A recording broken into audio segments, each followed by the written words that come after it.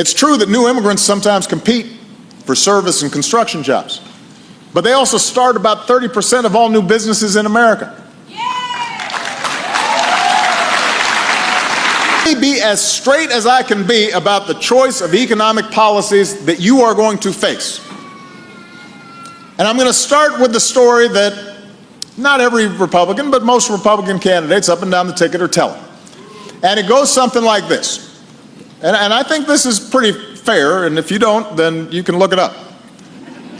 So their basic story is America's working class, America's middle class, families like yours, have been victimized by a big, bloated federal government run by a bunch of left-wing elitists like me.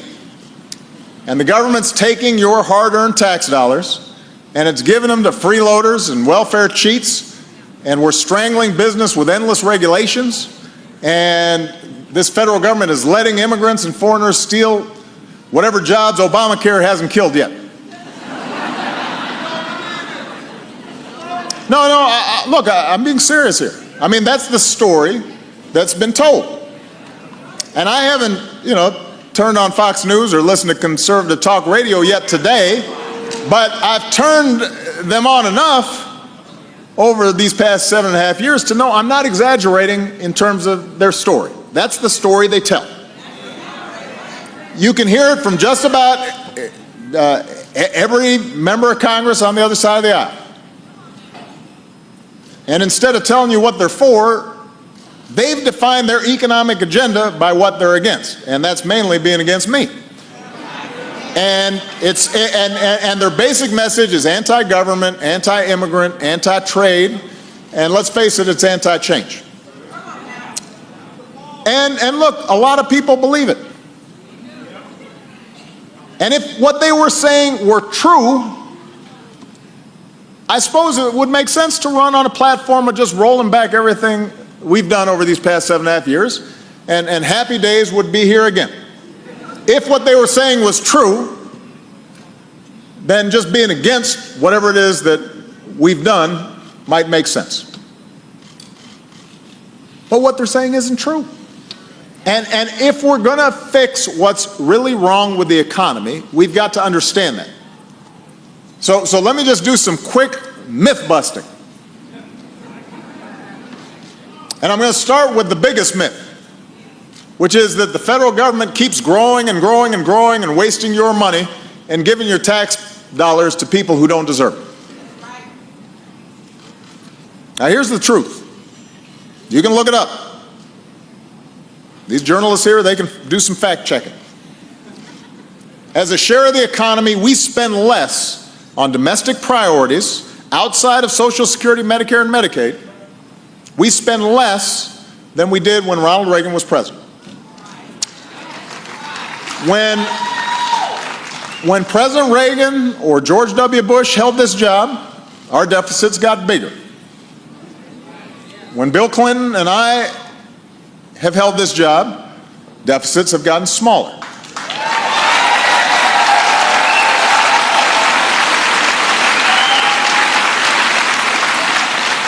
Our deficits have not grown these past 7.5 years. We've actually cut the deficit by almost 75%. Moreover, there are fewer families on welfare than in the 1990s. Funding has been frozen for 2 decades. So there's not a whole bunch of giveaways going on right now. Aside from our obligation to care for the elderly and Americans with disabilities, the vast majority of people who get help from the federal government are families of all backgrounds who are working, striving to get back on their feet, striving to get back into the middle class, and sometimes, yes, their kids need temporary help from food stamps when mom and dad are between jobs. But look, these kids didn't cause the financial crisis. These kids aren't spending us into bankruptcy. They're not what's holding back the middle class. And by the way, neither is Obamacare. Let's look at the numbers. Again, I'm just giving facts here. I will have some opinions later, but right now I'm just giving facts. I signed the Affordable Care Act into law over 6 years ago. Since then, our businesses have created jobs every single month. We did this while covering 20 million Americans who didn't have health insurance, ending discrimination against pre-existing conditions for everybody, including those who had health insurance, dramatically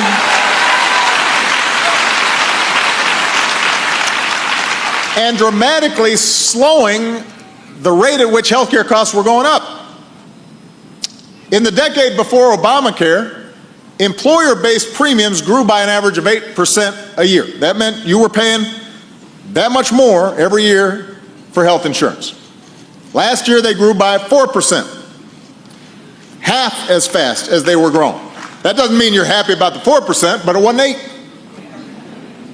Today the average family's health insurance premium is $2,600 less than it would have been if premiums had kept on going up at the pace before Obamacare.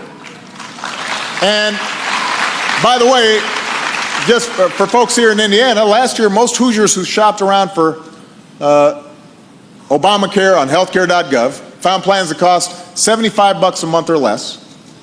For the millions of Americans who buy on healthcare.gov, they get tax credits to help them pay for it. The average price increase this year has been $4 a month. Hasn't been a double-digit percentage hike, $4 a month. But my bigger point is to bust this myth of crazy, liberal government spending. Government spending is not what is squeezing the middle class. Myth number 2 is the notion that my administration has killed jobs through over-regulation. Now, you know, back in the 60s and the 70s, government was adding all kinds of regulations. Rules protecting workers' rights, rules protecting the environment. And these regulations to improve public health and safety, they didn't crush the economic growth that took place back in the 60s and the 70s, and they're not crushing economic growth now. I've issued fewer regulations than my predecessor. I've issued fewer executive orders than any two-term president since Ulysses S. Grant. That's a long time ago.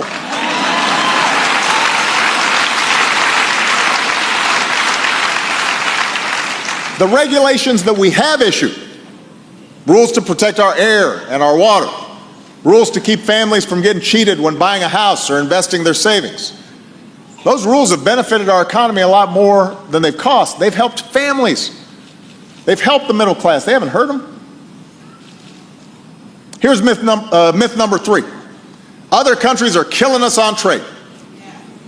Now, it is true that a lot of supporters of trade deals in the past sometimes oversold all the good that it was going to do for the economy.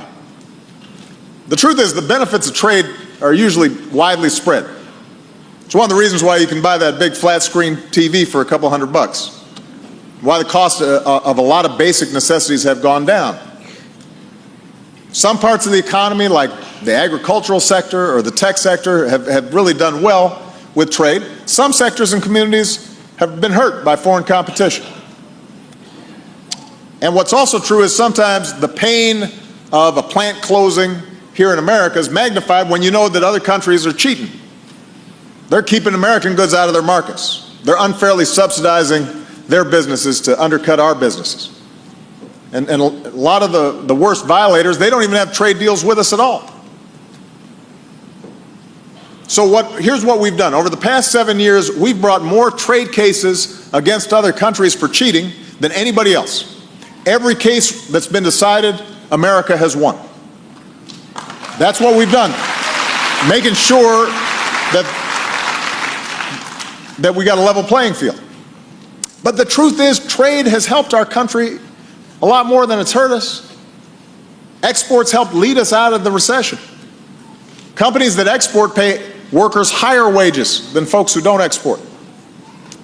And anybody who says that somehow shutting ourselves off from trade is going to bring jobs back, they're just not telling the truth.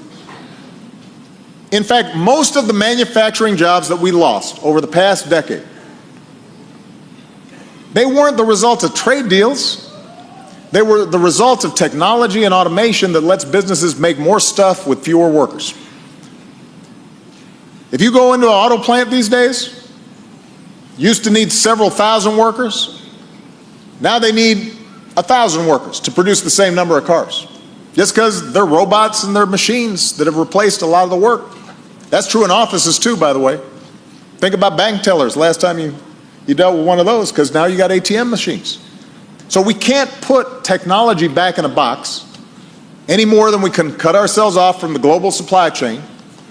All the RVs that are manufactured right here, I guarantee you some of those parts came from someplace else, and then we sell them back to other parts of the world. And no matter how many tariffs we're threatening to slap on other countries' goods, no matter how many trade wars we start saying we're going to put in place, that's not going to help middle-class families here. In fact, independent economists say a trade war would trigger another recession and cost millions of jobs.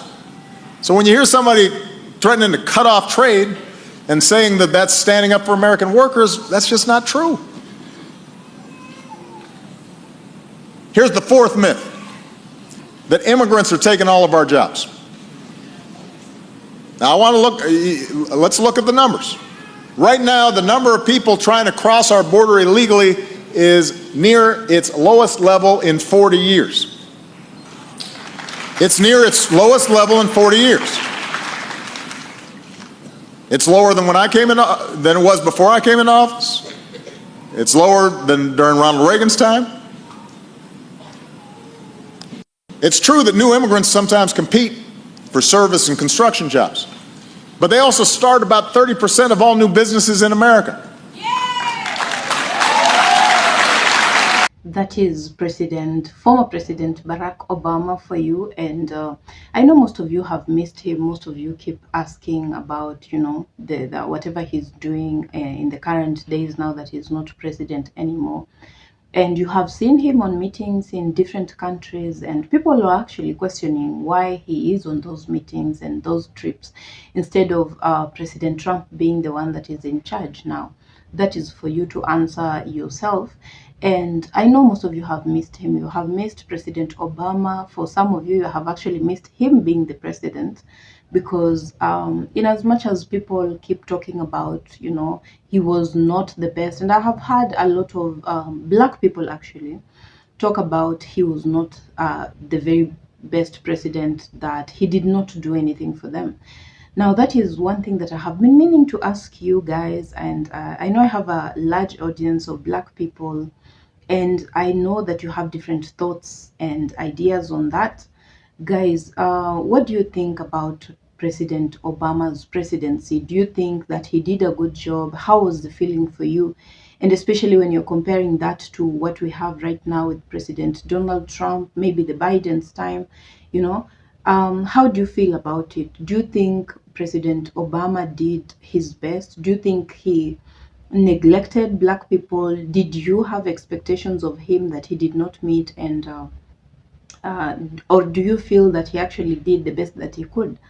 I would really like to know that, because I have been seeing a lot of comments every time I make a video on former President Barack Obama.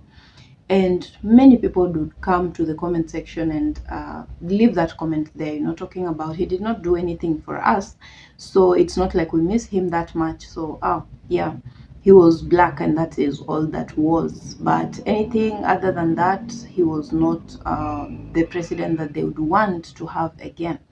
Now, we have also done a video on the possibility that President Trump might run a third term. And people left comments talking about how they would wish that happens, because opening up Trump to run for the third term also means that President Barack Obama will be eligible for running his third term, because he only did two and Trump has done two. So if Trump is eligible for running a third term, then President Barack Obama would be exactly also fit to run a third term. And we all know what will happen on that. That can be very interesting, but there are also some people that think that that is not a possibility, and that you cannot run through the constitution like that and do your own things as you wish. So we're yet to know, because the MAGA people and the Trump people, that is what they had proposed. That is what they said in some of the videos that I've done in the past.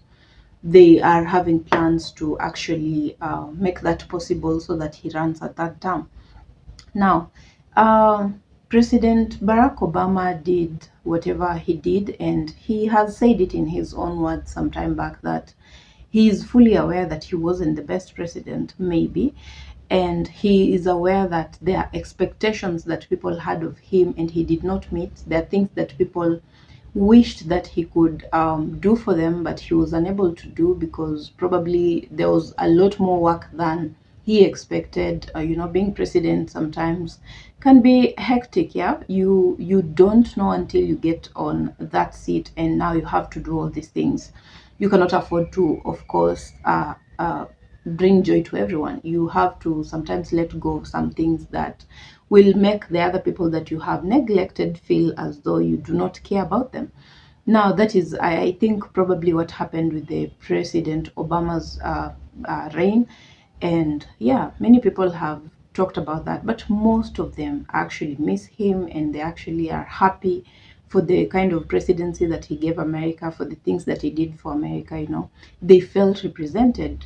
Being a black man and being president, that was an ode that he beat, and it opened up black people's opportunities so that they were, the way that America looks at black people changed. There's some respect that is attached to them because they know that if a black man led this country, then it means that these people can actually lead a country. And that was not initially the case.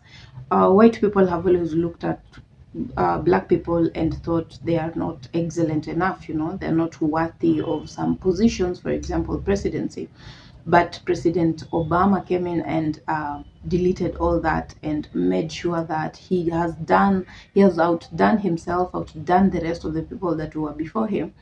And that changed the narrative, and now they do not know what to say. They keep now talking about him not being a black American. They just find any reason to make sure that they do not associate him with the black people in America. Now, you have watched this video, guys, and you have seen what former President Barack Obama, forgive me, I know there are some people that are irritated by that.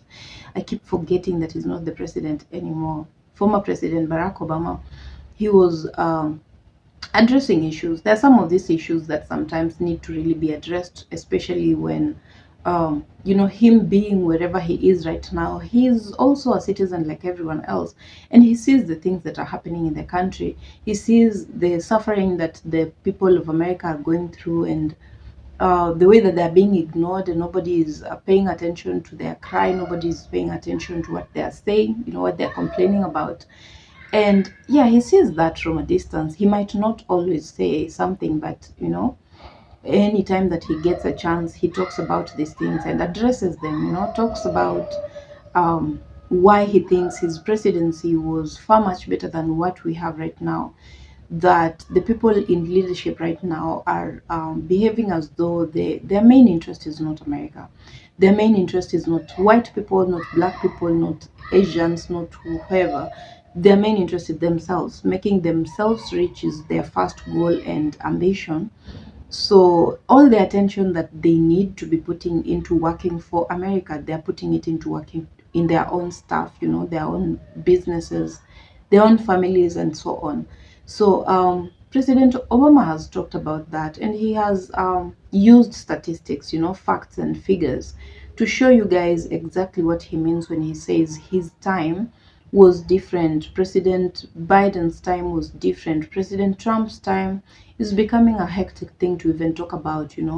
Every single day there's things that are going wrong, things that are not working out right, things that were okay during Obama and Biden's time, but now they are becoming worse.